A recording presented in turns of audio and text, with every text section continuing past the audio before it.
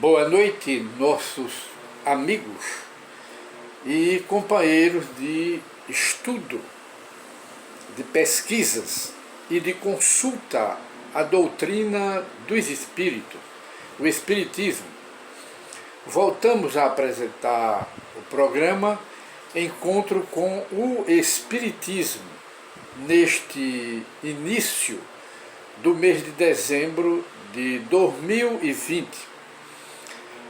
E consultando aqui uma obra, Palavras de Vida Eterna, psicografada por Francisco Cândido Xavier, e o espírito que ditou o livro foi o espírito Emmanuel, o seu guia espiritual, aquele sábio espírito, que ele coloca em sua pequena crônica, uma breve crônica, a frase bastante conhecida do Tiago Menor, que escreveu uma única epístola no capítulo 2, versículo 17, apenas para conhecimento e reflexão de todos, e consulta, em que Tiago Menor, valorizando a prática do bem, ele diz: a fé, se não tiver obras, é morta em si mesma. E o título da crônica é Fé e Obras, em que o autor Emmanuel nos esclarece desses termos. Imaginemos o mundo transformado num templo vasto, num templo religioso, respeitável sem dúvida, mas plenamente superlotado de criaturas em perene adoração ao céu. Ele compara o templo com os seguidores das crenças religiosas em permanente adoração a Deus, cada um adorando a Deus segundo a sua igreja, segundo a religião. E ele diz: nos seus fiéis, por dentro a fé reinando sublime, orações sublimes, orações primorosas, evocando e invocando a Bíblia, o livro sagrado, invocando e evocando o nome de Deus, Jeová, e também os santos, de uma forma geral, discursos admiráveis, louvores e cânticos, quer dizer, shows em torno da religião, com a maior alegria, nesta forma de adoração ao Pai Celestial. Mas por fora, conforme diz aqui o autor, mas por fora o trabalho da caridade, o trabalho do bem, o trabalho do amor próximo, completamente esquecido. Quer dizer, campos de trabalho completamente desamparado e completamente esquecido. Enxadas como se fosse um roçado, as enxadas enferrujadas e ao abandono, lareiras em cinza. De que teria valido a exaltação exclusiva da fé, da adoração a Jeová, a Deus, da adoração ao Senhor Jesus, senão para estender a morte no mundo que o Senhor Jesus nos confiou para a glória da vida? Onde está a obra? Apenas adoração? Apenas eu creio? Uma adoração vazia? Uma adoração sem um fundamento? Sem o fundamento das obras, da caridade e da prática do bem? Por fora, todos morrendo de fome e precisando da assistência dos crentes, dos servidores de Jeová? E ele diz aqui mais na frente: não te creias dessa forma, não te creia, não te convenças. Em comunhão com a divina majestade, que é Deus, o Todo-Poderoso, simplesmente porque te faças cuidadoso no culto exterior da religião a que segues e a que te afeiçoas. Não acredite nisso, somente nessa adoração fria, com a adoração de shows e de cumprimento da prática exterior da religião, mas ausente de Deus, o coração ausente de Deus. Não acredite nisso. Agora, conhecimento nobre exige atividade nobre.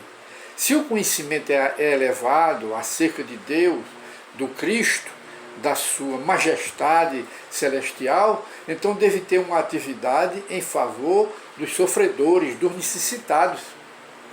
Elevação espiritual é também dever de servir ao eterno Pai Celestial, na pessoa também dos semelhantes, do nosso próximo. É por isso que fé e obras se complementam no sistema de nossas relações com a vida superior. Ele está mostrando que a fé e as obras devem andar bem casadas, de mãos juntas. Porque, do contrário, a fé seca, a fé simples, consistente nas adorações do culto exterior, consistente na adoração de decorar a Bíblia, decorar o livro santo, e outros tipos mais da prática do culto exterior e dos rituais da religião, isso não toca a Deus, não toca a Jesus.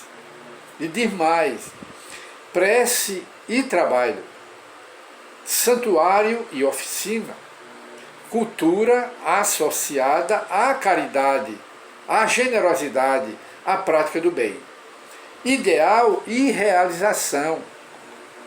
Nesse sentido, Jesus, o Cristo de Deus, é o nosso exemplo indiscutível.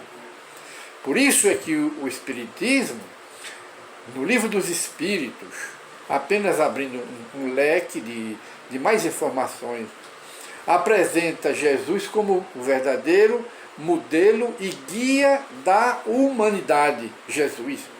E mostrando também que Jesus apresentou a verdadeira caridade, não na forma de doação material só, e nem na forma de adorar a Deus com o culto exterior da religião, os rituais da religião, não só com isso, mas também que a caridade que Jesus praticou, ensinou, vivenciou, consiste no perdão das ofensas, na indulgência. Essa sim é que é a caridade que Jesus ensinou e ele próprio praticou. O perdão das ofensas, o amor do próximo e a indulgência. Esta sim é o que Jesus ensinou, praticou e ele próprio deu esse modelo e deixou esse modelo para a humanidade. E então o Espírito Emmanuel, no encerramento da sua pequena prece, aliás, da sua pequena crônica, ele nos diz: não se limitou o Senhor à simples glorificação a Deus quanto à edificação dos homens. Por amor infinitamente a Deus, na sublime missão que lhe foi confiada pelo Pai, ele desceu à esfera dos homens e entregou-se à obra do amor infatigável, levantando-nos da sombra da terra para a luz espiritual. Ele mostrando que Jesus aqui, ele veio do céu como um anjo. Jesus não foi um homem material. Jesus foi um anjo, um arcanjo que desceu do céu, que trouxe as virtudes celestiais do próprio Deus para nós, para a humanidade, e entregou-se a essa obra infatigável, em contato direto, perdoando, amando, sendo indulgente. Chama-se a obra, não é a crença, não é a fé fria, e distante de Deus, mas a verdadeira obra da caridade, ombro a ombro, lutando com todos, ensinando a todos e salvando a todos, não dando boleto de salvação, mas educando a todos, mostrando a todos que o amor a Deus, o amor ao próximo, e não fazer ao próximo o que não quereríamos que o próximo nos fizesse, esta é a verdadeira obra. Não é simplesmente a fé fria, distante de Deus, de adorar a Deus através do culto exterior. Não é essa que toca a Deus, e nem essa fé que toca a Jesus de Nazaré, mas sim regaçar as mangas e ter a convivência com os sofredores de todos os matizes. Essa é a verdadeira obra que o apóstolo aqui, Tiago Menor, ele deixa bem claro na sua epístola. A fé, se não tiver obras, é morta em si mesma. E isto nos faz lembrar, apenas para complementar o raciocínio, de Paulo o apóstolo, que diz, ele eleva bem alto na sua epístola aos Coríntios, a fé, a esperança e a caridade.